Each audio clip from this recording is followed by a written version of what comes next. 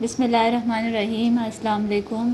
یہ کاشانۂ بصیرت.com کا audio book section ہے۔ اس وقت آپ جو کتاب سننے کی سعادت حاصل کر رہے ہیں وہ ہے عباد الرحمن کے اوصاف، سورہ فرقان کی آخری آیات کی روشنی میں۔ اس کا دوسرا پارٹ ملاحظہ فرمائیے۔ تواضع و انکساری۔ قرآن مجید کی سورہ فرقان میں خداوند عالم نے عباد الرحمن، خدا کے خاص بندوں کی تعریف و ستائش کی ہے، اور اس سورہ کی آیات نمبر 63 سے 74 تک میں اپنے ان بندوں کی 12 خصوصیات کا ذکر کیا ہے، اور آخر میں یہ نتیجہ دیا ہے کہ اولئک یجزون الغرفۃ بما صبروا ویلقون فیہا تحیۃ و سلاما۔ یہی وہ لوگ ہیں جنہیں اپنے صبر و استقامت کی وجہ سے جزائے الہی کے طور پر بہشت کے بلند محل عطا کیے جائیں گے، اور وہاں انہیں تعظیم و سلام پیش کیے جائیں گے۔ عباد الرحمن کے موضوع پر گفتگو کرتے ہوئے ہم چاہتے ہیں کہ ان 12 خصوصیات و امتیازات کا ذکر کریں اور 12 علیحدہ علیحدہ مضامین کی صورت میں ان میں سے ہر خصوصیت کو مختصراً بیان کریں، اس امید کے ساتھ کہ ان اعلیٰ اقدار و صفات سے متصف ہو کر ہم بھی کمال کے مدارج طے کر سکیں اور عباد الرحمن یعنی خداوند سبحان کے خاص اور ممتاز بندوں کی صف میں شامل ہو سکیں۔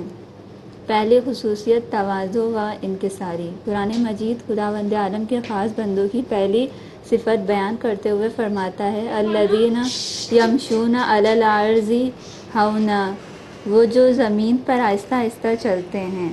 سورہ فرقان کی 25 سے 25 آیت نمبر 63، یعنی عباد الرحمن وہ لوگ ہیں جو آہستہ قدموں اور کسی قسم کے غرور و تکبر کے بغیر زمین پر چلتے ہیں۔ تواضع کے معنی ہیں عاجزی و انکساری، جبکہ اس کی ضد تکبر اور خود پسندی ہے، جو غرور، غفلت اور سرکشی کی وجہ بنتی ہے، جس کی بنا پر انسان گمراہ، بے راہ رو اور تباہ ہو جاتا ہے۔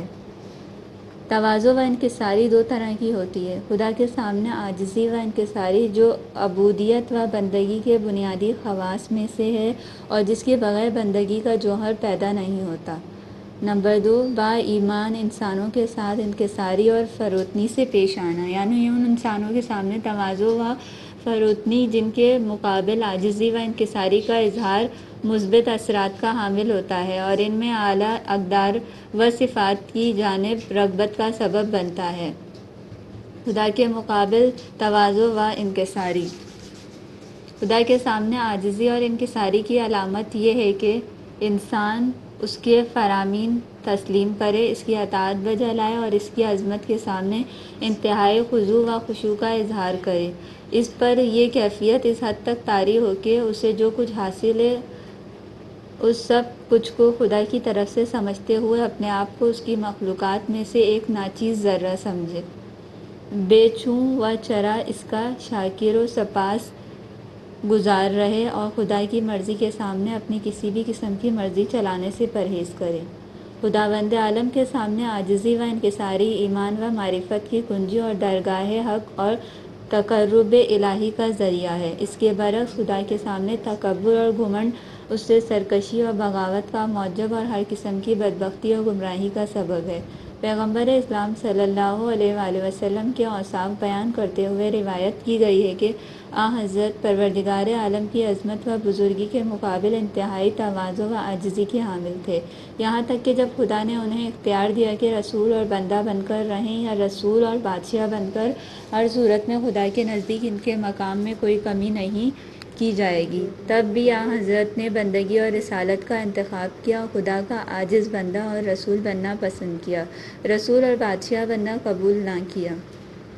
امام جعفر صادق علیہ السلام کا ارشاد ہے من اکل رسول اللہ متقنا منازع بعثہ اللہ عز وجل نبیا حتی قبض اللہ الیہ متواضعا متواضعا للہ عز و جل۔ جب سے رسول اللہ صلی اللہ علیہ وآلہ وسلم رسالت کے لیے مبعوث ہوئے تھے، اس وقت سے اپنی عمر کے اختتام تک خداوند عالم کے مقابل عاجزی و انکساری کی بنا پر کبھی آپ نے کسی چیز پر ٹیک لگا کر غذا تناول نہیں فرمائی۔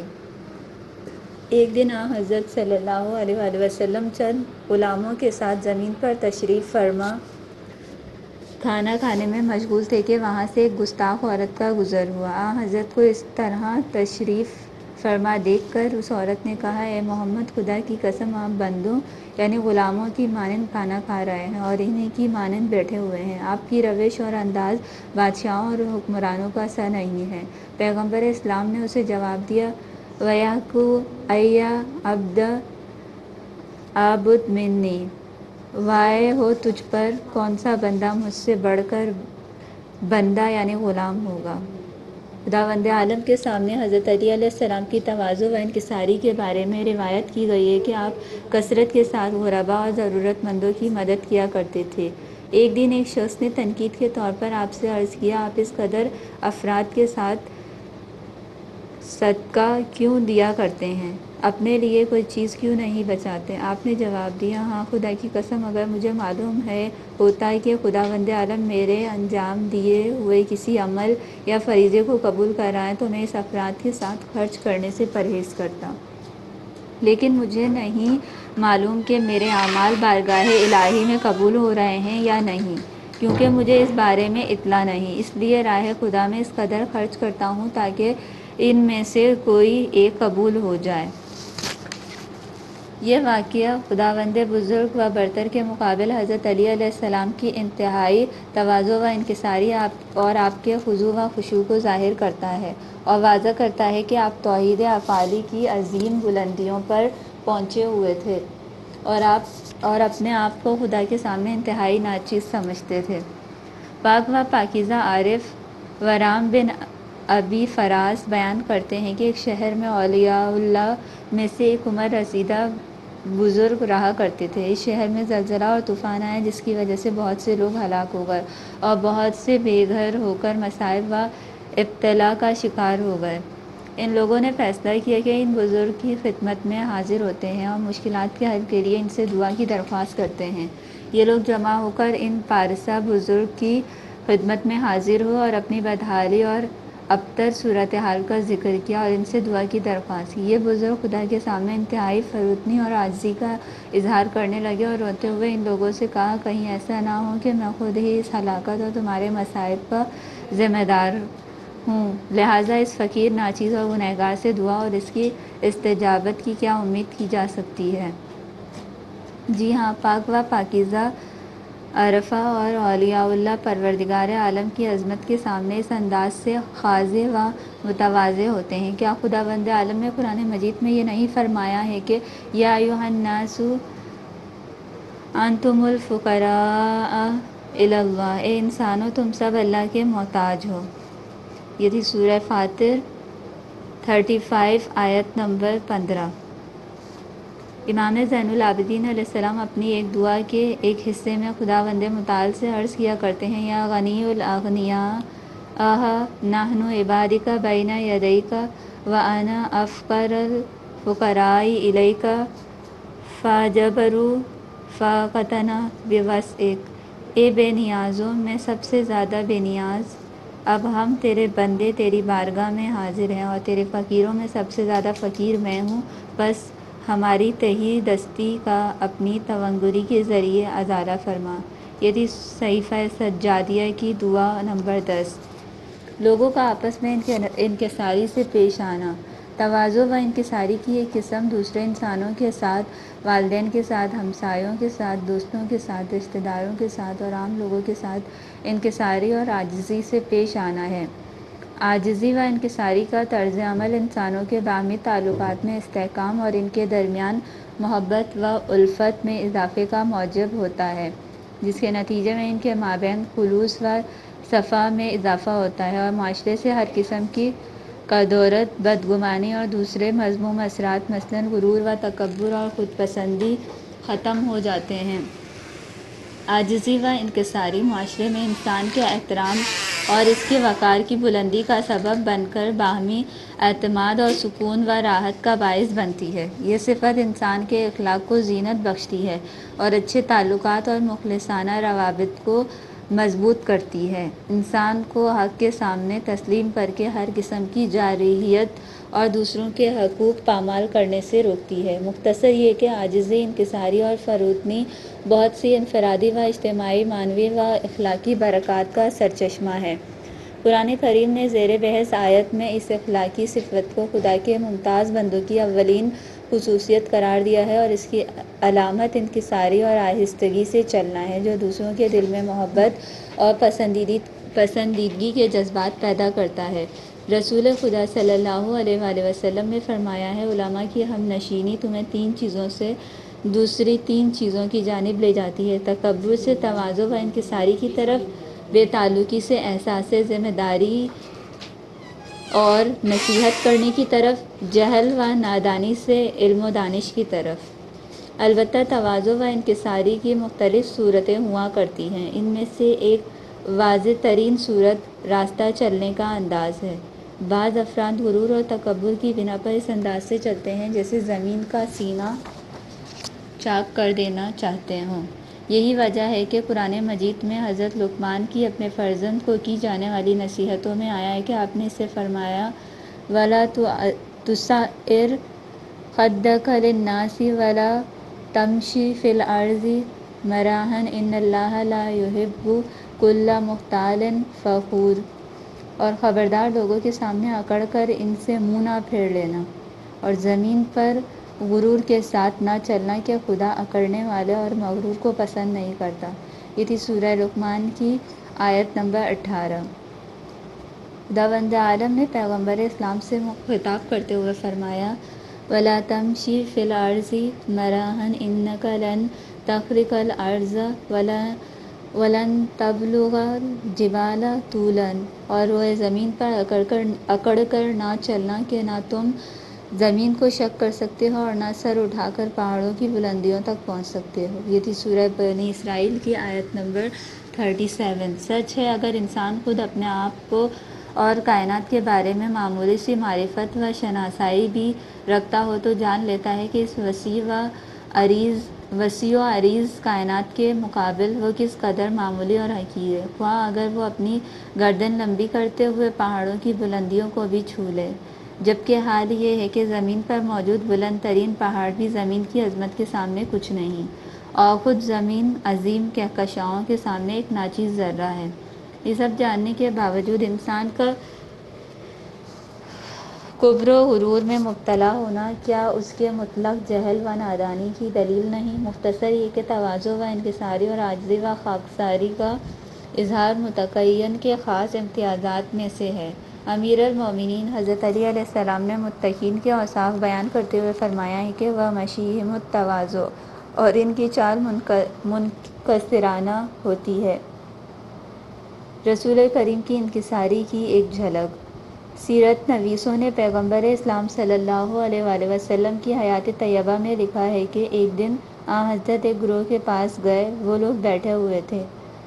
آپ کو اپنے درمیان دیکھ کر وہ لوگ احتراماً ایک ساتھ کھڑے ہوئے۔ رسول کریم نے ان کے اس عمل کو پسند نہ کیا اور فرمایا، اس طرح کھڑے نہ ہوا کرو جس طرح اہل عجم ایک دوسرے کی تعظیم میں اٹھ کھڑے ہوتے ہیں۔ انس بن مالک کہتے ہیں کہ اس واقعے کے بعد لوگ رسول کو دیکھ کر کھڑے نہیں ہوتے تھے، کیونکہ وہ جانتے تھے کہ حضرت کو یہ بات پسند نہیں۔ حضور صلی اللہ علیہ وسلم جب کسی مجلس میں آتے تو اس مجلس میں کمتر درجے کی جگہ پر تشریف فرما ہوتے۔ امام جعفر صادق علیہ السلام فرماتے ہیں، پیغمبر اسلام کی انکساری اور عاجزی میں سے یہ بھی ہے کہ آپ برہنہ پشت گدھے پر سوار ہونا اور خاک پر بیٹھنا پسند فرماتے تھے۔ آپ غلاموں کے ساتھ بیٹھ کر غذا تناول فرماتے اور سائلوں کو خود اپنے ہاتھوں سے کھانا پہنچاتے۔ آپ گدھے پر سوار ہوتے اور اپنے غلام یا کسی دوسرے شخص کو اپنے پیچھے بٹھاتے۔ حضرت کی خصوصیات میں سے یہ بھی ہے کہ انتہائی انکساری کے ساتھ دسترخوان پر تشریف فرما ہوتے اور کھانا کھاتے ہوئے اپنی انگلیوں کو چاٹتے جاتے، اپنے مویشیوں کا دودھ خود دوتے اور اپنے پھٹے کپڑوں اور جوتوں کی سلائی خود کرتے، گھر میں جھاڑو لگاتے اور اپنے اونٹ کو خود اپنے ہاتھوں سے اصطبل میں باندھتے۔ اپنے گھریلو ملازم کے ساتھ مل کر گندم اور جوار پیستے، اس کے آٹے کو خمیر کرتے، گھریلو ضروریات کی اشیاء بازار سے خرید فرماتے اور انہیں اٹھا کر گھر تک لاتے، فقراء کے ساتھ بیٹھتے اور ان کے ساتھ غذا تناول فرماتے اور خود اپنے ہاتھوں سے انہیں کھانا دیتے۔ ایک روز پیغمبر اسلام صلی اللہ علیہ وآلہ وسلم ایک گلی سے گزر رہے تھے۔ آپ نے دیکھا کہ کچھ لوگ ہجوم لگائے کھڑے ہیں۔ نزدیک تشریف لے گئے اور فرمایا، کیا بات ہے، کیا ہو رہا ہے؟ لوگوں نے ایک شخص کی جانب اشارہ کیا اور کہا، یہ ایک دیوانہ ہے جو اپنی مضحکہ خیز حرکات اور باتوں سے لوگوں کو اپنی جانب متوجہ کیے ہوئے ہے، لوگ اس کا تماشا دیکھنے کے لیے یہاں جمع ہیں۔ پیغمبر اسلام نے ان لوگوں کو اپنی طرف متوجہ کیا اور ان سے فرمایا، یہ شخص بیماری میں مبتلا ہے، کیا تم لوگ چاہتے ہو کہ میں تمہیں حقیقی دیوانے سے متعارف کرواؤں؟ ان لوگوں نے کہا، جی ہاں۔ آپ نے فرمایا، المتبختر فی مشیہ، الناظر فی اطفیہ، المحرک جنبیہ بمنکبیہ الذی لا یرجی خیرا ولا یؤمن شرا۔ حقیقی دیوانہ وہ شخص ہے جو تکبر اور غرور کے ساتھ چلتا ہے، مسلسل اپنے دائیں بائیں دیکھتا جاتا ہے اور اپنے پہلوؤں کو اپنے شانوں سے ہلاتا جاتا ہے، صرف اپنے آپ میں مگن رہتا ہے، لوگوں کو اس سے خیر کی کوئی امید نہیں ہوتی اور اس کے شر سے امان میں نہیں ہوتے۔ حضرت علی کی تواضع و انکساری کی ایک جھلک۔ حضرت علی علیہ السلام بھی اپنی زندگی کے ہر پہلو میں انتہائی حد تک تواضع و انکساری کو ملحوظ رکھتے تھے۔ آپ اس قدر فروتن اور خاکسار تھے کہ پیغمبر اسلام نے آپ کو ابو تراب کہا اور آپ کو پسند تھا کہ لوگ آپ کو اس نام سے پکاریں۔ تاریخ میں آیا ہے کہ غزوہ عشیرہ کے موقع پر جب اسلامی سپاہ محاذ پر پہنچی اور دشمنوں اور شرپسندوں کو اس علاقے سے نکال دیا تو حضرت عمار یاسر کے بقول ہم اس محاذ پر ایک بیابان میں تھے۔ حضرت علی نے مجھ سے فرمایا کہ آپ چاہتے ہیں کہ ان کسانوں کے پاس چلیں جو اس علاقے کے نزدیک اس چشمے کے کنارے کام میں مشغول ہیں اور ان کے کام کرنے کا طریقہ دیکھیں۔ میں نے رضامندی کا اظہار کیا اور ہم اکٹھے اس جگہ گئے اور قریب سے ان کے کام کرنے کا انداز دیکھا، پھر ان کے نزدیک ہی کھجور کے درختوں کے ایک جھنڈ تلے آرام کی غرض سے زمین پر لیٹ کے سو گئے۔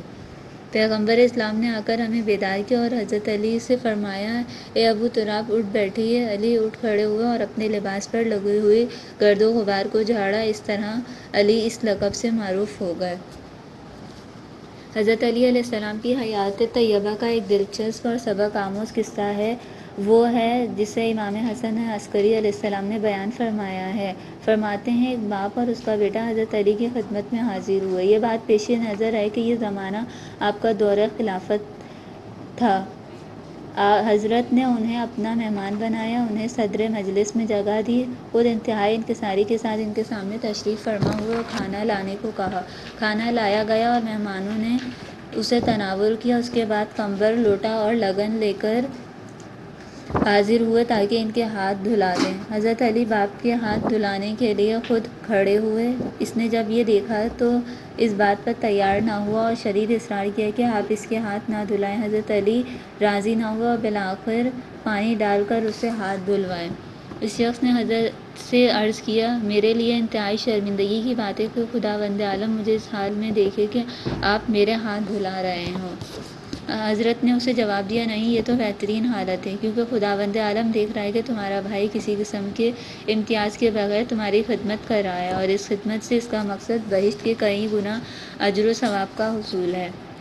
اس کے بعد حضرت علی نے لوٹا اپنے فرزند محمد بن حنفیہ کو دیا اور فرمایا، اب بیٹے کے ہاتھ تم دھلاؤ۔ بیٹا اگر یہ تنہا یہاں آیا ہوتا تو اس کے ہاتھ میں دھلاتا، لیکن خداوند عالم کو یہ بات پسند نہیں کہ کسی جگہ باپ اور بیٹا ایک ساتھ ہو اور ان کے ساتھ یکساں سلوک کیا جائے، لہٰذا تمہارے باپ نے اس کے باپ کے ہاتھ دھلائے اور اب تم بیٹے کے ہاتھ دھلاؤ۔ محمد بن حنفیہ نے بیٹے کے ہاتھ دھلائے۔ اس کے بعد امام حسن عسکری علیہ السلام نے فرمایا، فمن اتبع علیا علی ذلک فہو شیعی حقا، جو اس بات میں علی کی پیروی کرے وہ ان کا حقیقی شیعہ ہے۔ مناقب ابن شہر عاشور میں یہ عرض کیا گیا ہے۔ اس کی آیت ہے 105۔ حضرت علی کی تواضع و انکساری کے بارے میں ہی زید بن علی نقل کرتے ہیں، آپ 5 مقامات پر اپنی جوتیاں ہاتھ میں اٹھا کر برہنہ پا چلا کرتے تھے۔ عید فطر کے دوران نماز کے لیے جاتے وقت، عید قربان کے دن نماز کے مقام پر جاتے وقت، جمعے کے دن نماز جمعہ کے لیے جاتے وقت، کسی بیمار کے گھر اس کی عیادت کے لیے جاتے وقت اور تشیع جنازے کے وقت، اور فرمایا کرتے تھے کہ یہ مواقع خدا سے منسوب ہے اور مجھے اس قسم کے مواقع پر انکساری اور تواضع کے اظہار کے لیے برہنہ پا چلنا پسند ہے۔ امام جعفر صادق علیہ السلام فرماتے ہیں، ایک دن حضرت علی علیہ السلام سواری پر سوار کہیں سے گزر رہے تھے، آپ کے چند اصحاب آپ کے پیچھے پیچھے چلنے لگے۔ آپ نے ان اصحاب کی طرف رخ کیا اور فرمایا، کیا تم لوگوں کی کوئی حجت ہے؟ ان لوگوں نے عرض کیا، نہیں، لیکن ہم چاہتے ہیں کہ آپ کے ہمراہ اسی طرح چلیں۔ آپ نے فرمایا، انصرفوا وارجو النعال خلف اعقاب الرجال مفسدۃ للقلوب، جاؤ واپس چلے جاؤ، اس طرح لوگوں کے پیچھے پیچھے چلنا ان کے قلوب کی تباہی کی وجہ بن جاتا ہے۔ یعنی ممکن ہے یہ عمل اس شخص کو خود پسندی میں مبتلا کر دے جس کے ساتھ یہ طرز عمل اختیار جا رہا ہے، اور اس سے عاجزی و انکساری کی خصلت چھین لے، اور نتیجے میں معنوی لحاظ سے اس کی روح اور قلب تباہ اور بیمار ہو جائے۔ جی ہاں، پیغمبر اسلام حضرت علی اور دیگر اولیاء اللہ اسی قدر منکسر المزاج تھے، عمدہ اخلاق اور نیک خصائل کا احترام کیا کرتے تھے اور عباد الرحمن کی 7 اولین خصلت کو اہمیت دیتے تھے، مثبت اور منفی انکساری۔ البتہ حدود کا پیش نظر رکھنا ضروری ہے، اور یہ علم بھی ہونا چاہیے کہ ذلت اور انکساری کے درمیان بہت باریک فرق ہے، لہٰذا بہت سے افراد غلط فہمی کی بنا پر تواضع و انکساری کے نام پر ذلت کا گناہ کر بیٹھتے ہیں، جسے ہم منفی تواضع و انکساری کا نام دے سکتے ہیں۔ اس قسم کی منفی تواضع و انکساری سے اسلام شدت کے ساتھ روکتا ہے۔ قرآن کریم ممتاز بزرگ ہستیوں کی توصیف کرتے ہوئے فرماتا ہے، اذلۃ علی المؤمنین اعزۃ علی الکافرین، یہ لوگ مومنین سے نرمی برتتے ہیں اور کفار کے مقابل سخت ہوتے ہیں۔ یہ تھی سورہ مائدہ کی آیت نمبر 54۔ اس آیت میں واضح ہدایت موجود ہے کہ کفار اور سرکش و نافرمان افراد کے مقابل عاجزی و انکساری کا اظہار درست نہیں۔ اسی بنیاد پر امیر المومنین نے فرمایا، من آتی